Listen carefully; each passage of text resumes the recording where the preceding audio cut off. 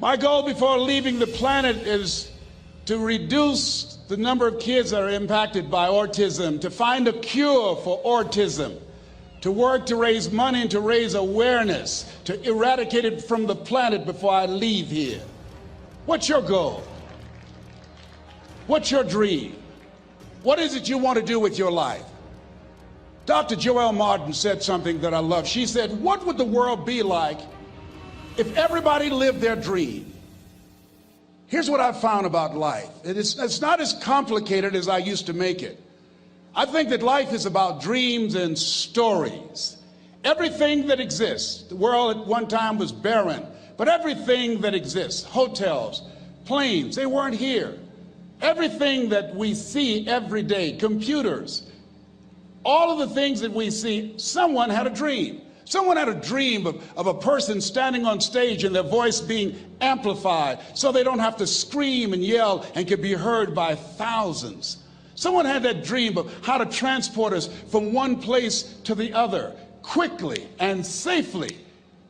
The clothes you have on, where you're now seated, all came out of somebody's dream, the world's greatest achievement.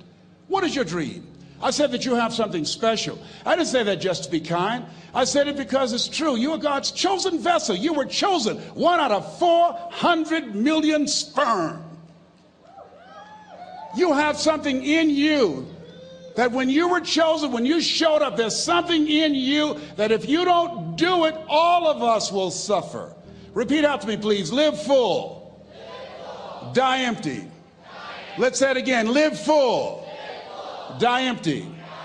Dr. Howard Thurman, one of the mentors of Dr. Martin Luther King Jr. and Albert Schweitzer and Mahatma Gandhi, he was a very brilliant writer. He wrote some things that really grabbed me. He wrote, deep is the hunger, the voice of the genuine, the centering moment. During the time after receiving 238 radiation seed implants, I was reflecting on his words, and these words kept me up that night. He said, the ideal situation for a man or woman to die is to have family members praying with them as they cross over. He said, but imagine, if you will, being on your deathbed and standing around your bed, the ghost of the dreams, the ideas, the abilities, the talents given to you by life, and that you, for whatever reason, you never went after that dream. You never acted on those ideas. You never used those talents. You never used those gifts. And there they are standing around your bed looking at you with large angry eyes saying, we came to you and only you could have given us life. And now we must die with you forever.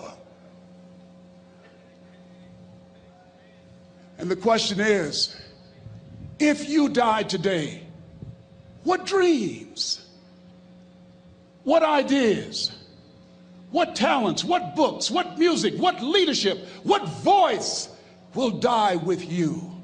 Miles Monroe, great orator and speaker, said the wealthiest place on the planet, it's not in the Far East where there's oil in the ground. It's not in South Africa where there are diamond mines. He said the wealthiest place on the planet is the cemetery, because there you'll find greatness that we've never seen. There you find talent and genius and potential never actualized. Perhaps that's why Henry David Thoreau wrote the words, oh God, to reach the point of death, only to realize that you've never lived. Maybe that's why some unknown writer wrote the words, what if you live your whole life only to discover that it was wrong? That it was wrong. That you were chosen to do something else and you didn't do it. Repeat after me, please. Live full. Die empty. I want you to take some notes and some things, and I want you to think about your goals and dreams in the 3 categories that I mentioned: personal, professional, and your social contribution. How many of you are serious about your goals and dreams? Raise your hands, please. Thank you very much. How many of you don't want to take your dreams to your grave with you? Raise your hands, please. Very good. Shake someone's hand on your right and left. Look them in the eyes and say, get out of your head and step into your greatness. Do that right now, please. Say, get out of your head and step into your greatness. I want you to write this down. Let us say together, as you think about your goals and dreams, let us say together, it's possible together, please. Yes, write that down. See, ladies and gentlemen, as an entrepreneur, I've been an entrepreneur for 20 years. This is my 21st year. I could have been speaking and training for 34 years. But for 14 years, I was living in my head. For 14 years, I stopped myself. For 14 years, I used to go see Zig Ziglar, that I considered the #1 motivational speaker on the planet. Zig Ziglar and Tony Robbins, they're the best on the planet. Bob Proctor, they're the best on the planet. Jack Canfield, Mark Victor Hansen, T. Harv Eker. I would go and see them, and then I would leave, and my conversation with myself was, my heart would say, I can do that. And then my mind would ask, how? How would you do that, Les Brown? See, when I was in the 5th grade, I was identified as EMR, labeled educable mentally retarded, put back from the 5th grade to the 4th grade. I failed again when I was in the 8th grade. I have no college training. And a man changed my life, and I'll never forget his name, Mr. Leroy Washington. He's in his 80s now, and he's blind from glaucoma, but he gave me a different vision of myself. I was in his class waiting on another student. He came in and said, young man, go to the board and work this problem out for me. I said, oh, sir, I can't do that. He said, why not? I said, I'm not one of your students. He said, look at me. Yes, sir. Go to the board and work the problem out anyhow. I said, sir, I can't do that. He said, why? I said, sir, because I'm educable mentally retarded, sir. I'm in special education. And the students started laughing. They said, that's Leslie. That's not Wesley. He's DT. Wesley is the smart twin. He said, what does DT stand for? I said, I'm the dumb twin, sir. And as the students laughed at me, he came from behind his desk, he looked at me and he said, don't you ever say that again. Someone's opinion of you does not have to become your reality.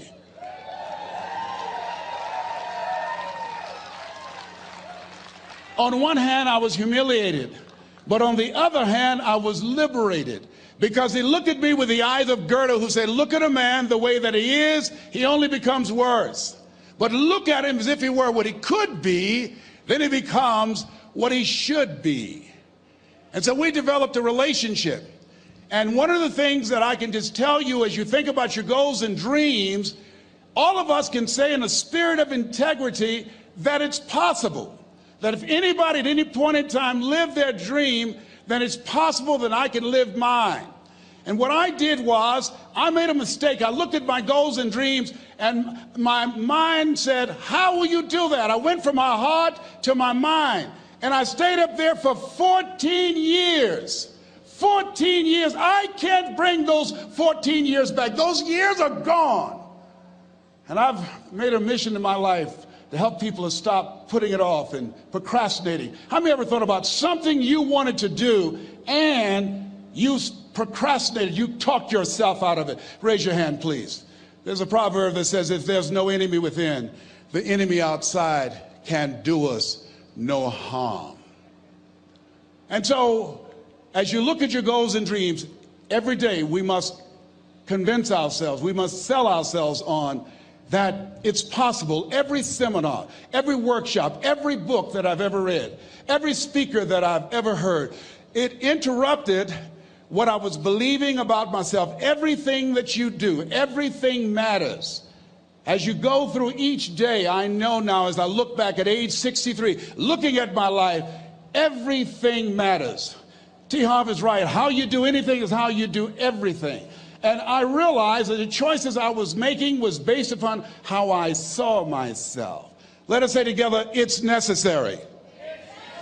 Write that down. It's necessary as you look at your goals and your dreams, it's necessary that you have a strategy and a game plan to change the story that you believe about yourself. And that's an ongoing process. I've discovered, and many people have, that what we do, what we accomplish, what we produce is a result of the story we believe about ourselves. My favorite book says, be ye not conformed to this world, be ye transformed by the renewing of your mind. And so as I began to work on myself, I realized that I'm getting out of one story and stepping into another story. As I become aware of some things, there's still some things I'm not aware of. So I'm still growing, I'm still developing. I'm like the lady who said, Lord, I ain't what I want to be, ain't what I'm going to be, but thank God I sure ain't what I was.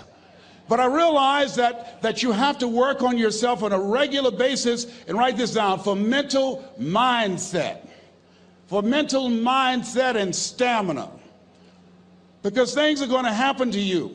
I believe that the reason that most people go to their graves with their talents and abilities and skills in them is because of the fact, number one, many are like me. They didn't know that they didn't know and thought they knew. I thought I knew myself, and I really didn't know myself as well as I thought. I've discovered that sometimes people can take you to a place within yourself that you can't go by yourself. The other reason is I was afraid. I never worked for a major corporation. I wanted to speak for corporations. I was afraid I would be exposed because I don't have a college education. I felt inferior because of the fact that I don't have a college education. I allowed that level of fear of failure to stop me. And because I never had any experience in it, I assumed that I could not do it. I was paralyzing myself by believing and assuming the limited part of myself as opposed to believing that I had something special. You have something special. There's something you want to do. Because you don't know how to do it doesn't mean that you can't learn. I like something that I heard. You don't have to be great to get started, but you have to get started to be great. Repeat after me, please. Leap and grow your wings on the way down. See, the people that will live their dreams, the 2% that will do that, these are, and write this down, become a risk taker. They're risk takers. They don't mind failing. They don't mind making mistakes. They're willing to take life on, take life in the collar. This, God said, if you're not willing to risk, you cannot grow. And if you cannot grow, you cannot become your best. And if you cannot become your best, you can't be happy. And if you can't be happy, then what else is there? I like what Helen Keller said. She said, life is short and unpredictable. Eat the dessert first.